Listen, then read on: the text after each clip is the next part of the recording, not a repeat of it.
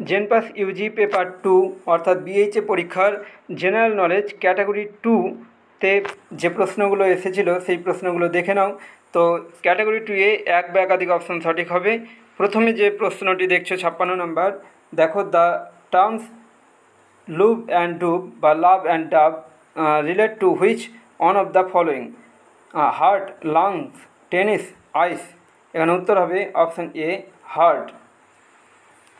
তারপর 57 নম্বর প্রশ্ন, which of the following dances is or are not associated with West Bengal? Chhau, Chhau পশ্চিমবঙ্গের নৃত্য। তারপর গজন, এটাও পশ্চিমবঙ্গের নৃত্য। বাউল হচ্ছে পশ্চিমবঙ্গের যে নাচ গান। কিন্তু এখানে দেখতে পাচ্ছি ঘুমর, ঘুমরটা হচ্ছে রাজস্থানের, তাই এখানে সঠিক উত্তর হয়ে যাবে অপশান সি, ঘুমর।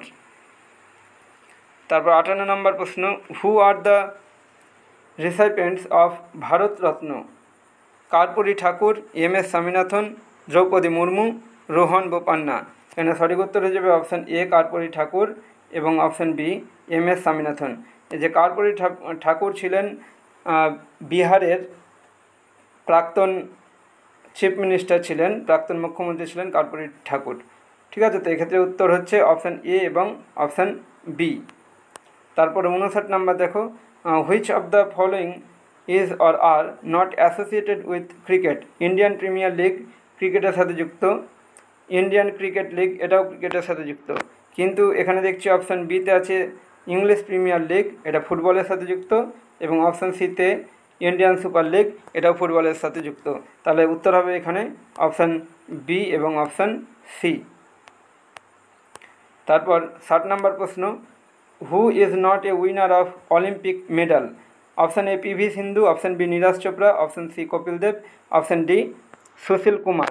পি.ভি. সিন্ধু ব্যাডমিন্টনে অলিম্পিকে মেডেল জিতেছে, নীরজ চোপড়া জ্যাভলিন থ্রোতে জিতেছে, সুশীল কুমার বক্সিংয়ে মেডেল জিতেছে অলিম্পিকে, কিন্তু কপিল দেব কোনো অলিম্পিক গেমসে মেডেল জেতেনি, তাই উত্তর হবে অপশান সি, কপিল দেব। দেখো এই ভিডিওতে ক্যাটাগরি 2-এর প্রশ্ন উত্তর তুলে ধরলাম বিএইচের জেনারেল নলেজ থেকে। পরবর্তী ভিডিওতে বাকি অংশগুলো নিয়ে তোমাদের সামনে তুলে ধরবো ভিডিও। এখন এই পর্যন্তই, দেখা হচ্ছে পরবর্তী ভিডিওতে। Thank you so much.